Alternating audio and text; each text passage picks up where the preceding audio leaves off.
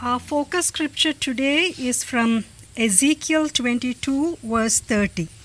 So I sought for a man among them who would make a wall and stand in the gap before me on behalf of the land, that I should not destroy it, but I found no one.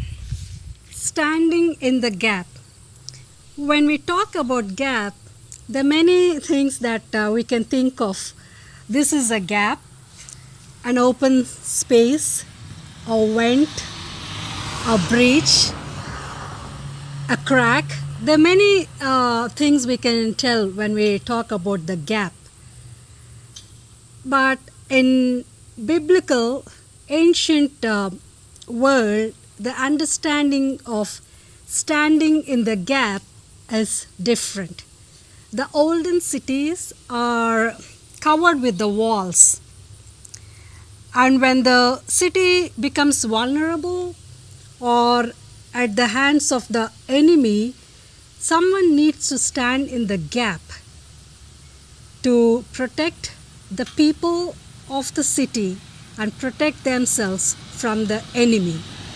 So standing in the gap is not as simple as we think, fixing, mending, but rather someone risking their lives, standing in the gap to save their country, their people from the enemies. Today I wanted to focus a bit from Ezekiel 22, verse 30. Because unless we go a little backward and see why Ezekiel is coming with that kind of verse, we will not understand what he means by saying standing in the gap. In chapter 22, we see Ezekiel accusing the princes, the priest, the false prophets, and even the people. And he finds every segment of the land guilty. The princes, the kings are supposed to be protecting the people, but whereas they are grabbing the lands from the innocent people and they're manufacturing more widows and orphans, it is not just grabbing the lands but killing the innocent people. And the priests are supposed to be upholding the law, leading the people in righteous and in right way. But the priests themselves have violated the law here. So when people are doing bad or going on the other way, the priests are not checking or correcting or leading them in the right path. So even the priests have failed here. And when we see about the false prophets, they come up saying with all the lies. They've whitewashed the lies, so to say. They say Jerusalem is a holy place. God is there. So there's no way God can destroy his own place, his own temple, because God is residing, is dwelling there. So God can never trample or, send the fire and destroy his own city. And people believed it. And the people of the land are wealthy or in high profession, so to say, like they are in high cadre in the army. So people are just becoming like the princes, or like more worse than the beast, like animals grabbing, eating things, killing people. So everywhere there is sinfulness, unlawfulness, profanity, there is no fear of God. And at this point, God is calling out to people, to men and women, are there anyone who can come and stand in the gap? To stand in the gap is who can fight for these innocent people, who can challenge, who can tell them what they're doing is wrong and put them on the right track towards God. So God is looking for someone who can stand in the gap, and is not able to find anyone. He's not able to find anyone. And today our reflection is God is looking for someone to stand in the gap. We might be thinking, like, what is it, risking life and or standing in the gap? And we have here Jesus Christ as a perfect example. He went there as an atonement. He stood between God and the people, between our sins. He himself became sin and died for us. He reconciled us.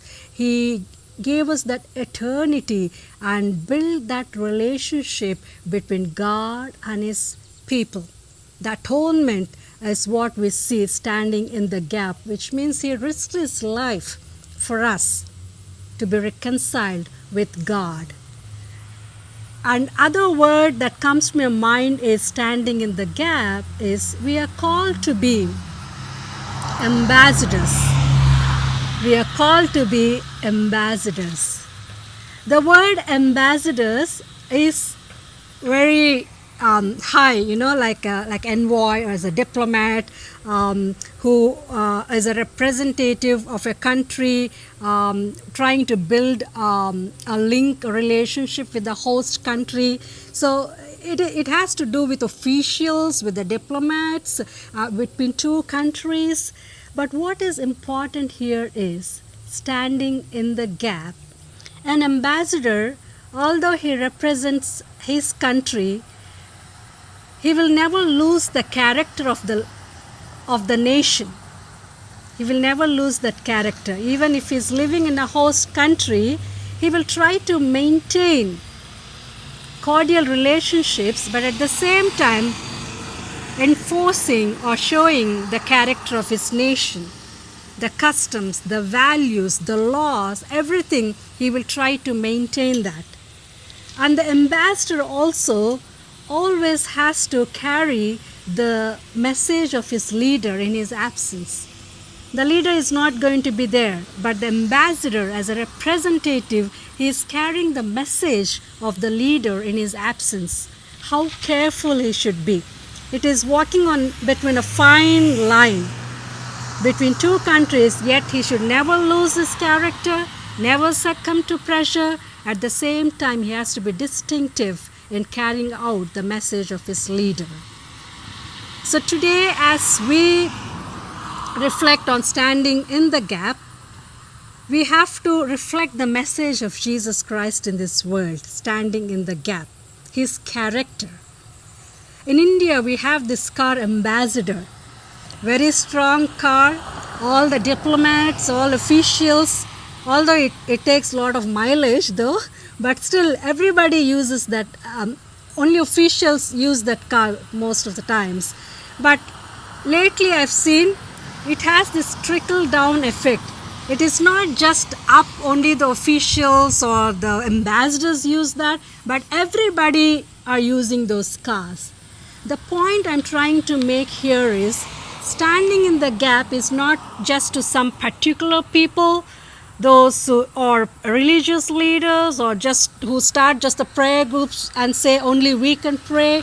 It is to everyone to fight out for the injustice, fight out for the atrocities that is happening for our people, for how people are grabbing the joy, the dignity and peace in the lives of the people.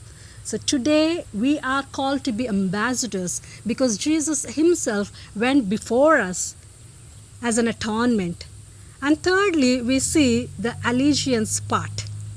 Standing in the gap calls for your loyalty, your faithfulness. It is like you give up your kingdom of self and you are the citizen of the kingdom of God. So wherever you are, we are citizens of God's kingdom. That allegiance is much needed here. That Abba Father, people standing in the gap is interceding for the world, for the people, for what they're going through, the troubles, the worries, the challenges. So when you pray, Abba Father, because God has already put that spirit of adoption in us, when we cry out, call out His name, we are united in the Spirit of God and we will have God's Spirit, God's presence in us so that we will work through this. Abba Father. So standing in the gap is bridging. It's you bridge the breach, you repair the broken wall, or if there is a gap, you try to plaster it. But you all that you do, how you can do is that when you're ambassador, when you have that allegiance to God, in prayer always saying Abba Father and seeking His help. May God give us that spirit, that courage to risk our lives standing in the gap and fighting for God's kingdom in this world. May God bless these words, Father, Son, and the Holy Spirit. Amen. Father God, we thank you for this blessed day you have given to us to look up to you in prayer and word. Thank you for speaking to us and helping us understand how important as believers, as your children, to stand in the gap and to take up your call and be ambassadors of your kingdom in this world. We pray that you would put that spirit in our hearts and in our minds, that wherever we are, that we always seek your help, saying Abba Father, knowing that we are united in your presence and in your spirit. We commit each one of us this morning, wherever we are, at our workplace or at our homes, in any space. We pray that you make it a sacred space for us, that we would continue to spread the joy, your peace and love with people whom we encounter today.